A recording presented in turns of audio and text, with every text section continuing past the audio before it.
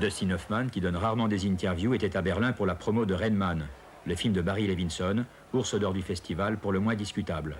Un dispositif très strict avait été mis au point pour toutes les télévisions désireuses d'interviewer Dustin Hoffman. Une seule et même équipe, le même cadrage pour tout le monde. On a donc attendu notre tour dans la file et on est reparti avec la cassette sous le bras. Résultat, pas si mal.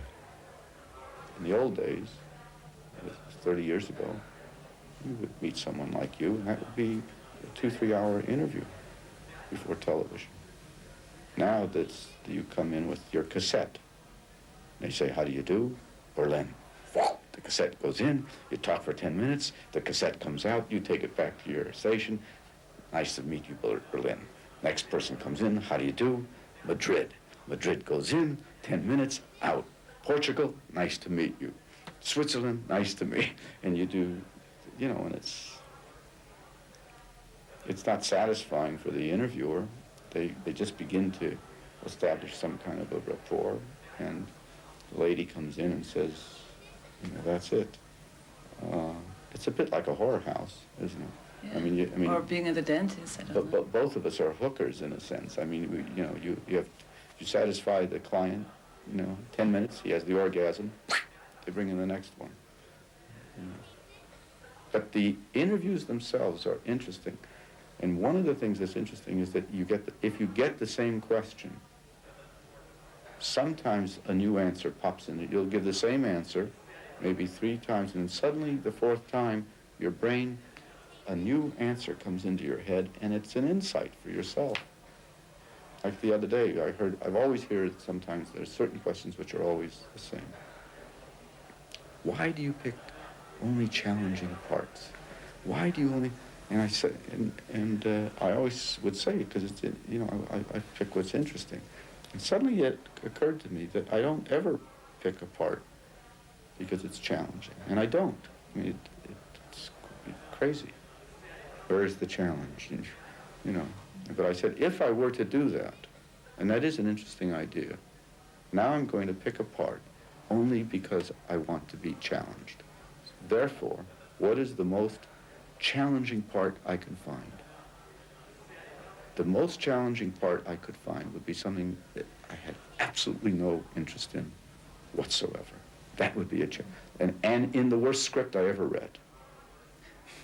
That's a challenge. To get back to you, that's a funny name, Dustin. Yes, it is. I didn't like it when I was a kid because they called me Dust Mop, Dustbin, Dirty. I wanted to be called John or Bill. It comes from the family legend has it. I was unwanted because I was a mistake. I was not a planned baby. They had one child in the family, my older brother, who was 6.5 years older, and there wasn't much money, and I was an accident, which I don't understand because my father's a very meticulous man.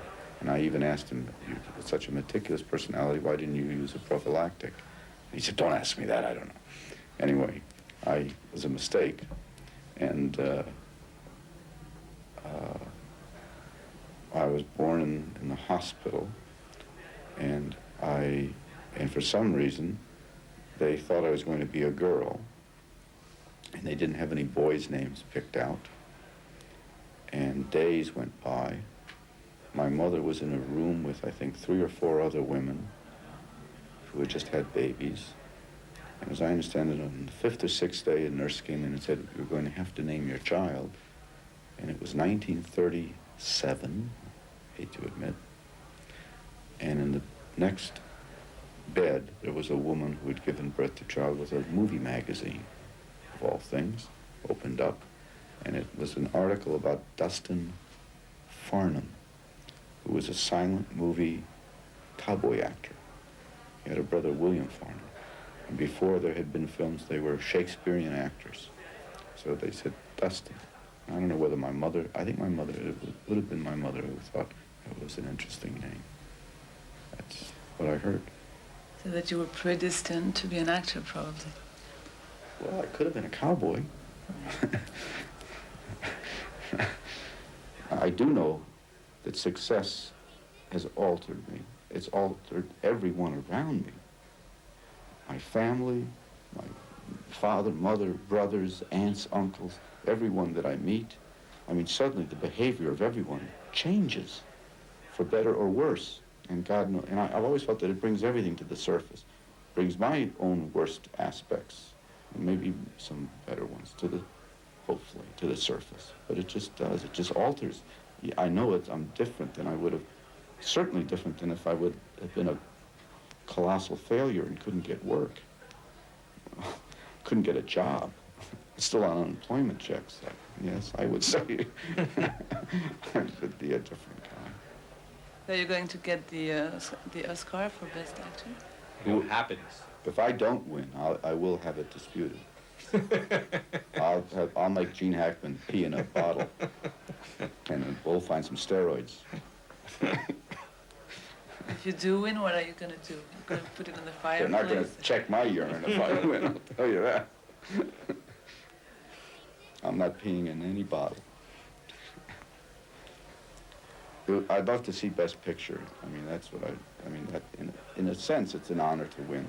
But a large part of it is that people open up a newspaper and see Best Picture, no matter where they are, and that determines what movie they're going to see that night. And I think it would be a lie to say that when you make a movie, you would secretly wish that every human being that was born on the face of the planet, the day it's released, would go see your work.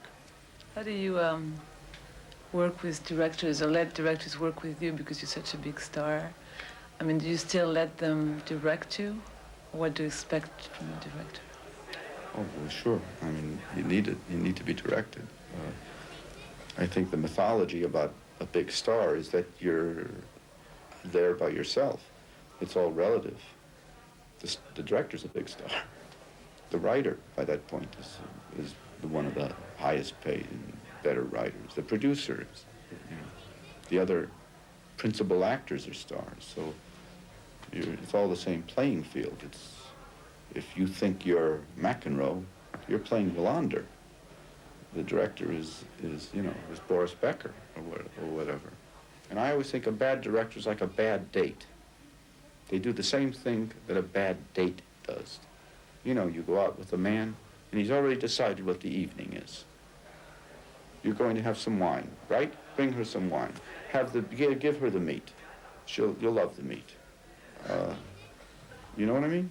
Yeah. And then there's some directors that are like that.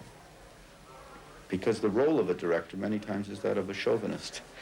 And the actor, whether he's male or female, is the kind of passive kind of woman that he says, don't say anything, and I'll make you look beautiful. I'll put the most beautiful clothing on you, whether you're man or woman. I'll give you the most beautiful lighting, and you will be wonderful in this. But please, don't try to suggest how you think the house should be run. And Levinson is different. Levinson, he's not saying I'm the director. He's just saying At the same time, he has a very strong vision of what he wants. And he's very intelligent. And, the main thing I look for is what I look for in people. Are we laughing at the same thing? Are we moved by the same thing? Is the same thing, do we have the same kind of irony about life? Are we talking the same language when we're not talking? Are we talking the same, is there, Having been in a lot of films, has it changed your relationship to being an actor a lot? No, it's, and I've talked to actors. Gene Hackman is a friend. I mean, we used to room together. We went to acting school together. And I have other friends that I've known for 30 years. I mean, you study acting. It's all you do is you study acting. You still come out the first day of Rain Man and you're a fucking rank amateur. And you're looking at your work on the screen and you don't know anything. And you go to the director and you say, Barry, get somebody else. I can't do that. I've only researched this thing for a year. You can't know more. And Barry says, well, maybe you researched it too much. You keep trying to do what interests you, but there is a common thread that's going through it. You're trying to get closer and closer and deeper into that one thing, which is the self-portrait. Doesn't matter whether you're doing character or not. It's the self-portrait. Who is the self? The real self behind the self, behind that self. It's like the first time when you were a kid, you know, and you looked in the mirror. The first time you ever looked in the mirror and you saw a reflection in another mirror, it was the first time you ever saw, and you saw your face go, and you couldn't find the last. You started to count them. You said, my God, there's 50 of them. You see, you know, you saw 3 mirrors somehow reflecting you all the way. And somehow I think that's what the attempt is to get. You know, keep going through. And you know, and with it, you know you're never going to reach it. Or Arthur Miller, talking about something else, said it, you can apply it in the same way. He was talking about immortality. He says, we all want to be immortal. It's a natural desire.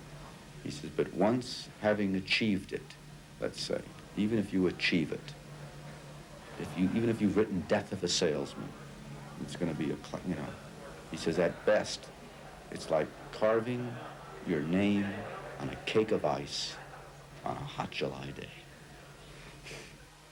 1 minute. 1 minute? 1 minute. 60 seconds. Oh, you want me to, you got 1 minute left? Yes. Oh. What's the question? No, we should take another one. No? One. Oh, come on. No, 5 no, minutes. sorry. One more. It has One a more. long answer. It's very long answer. I know, I'm sorry. Okay, then one more. It's my fault. No, I can't The hell with lower it East to Berlin. What? Come on, you can. I can't. Yes, you can. You can.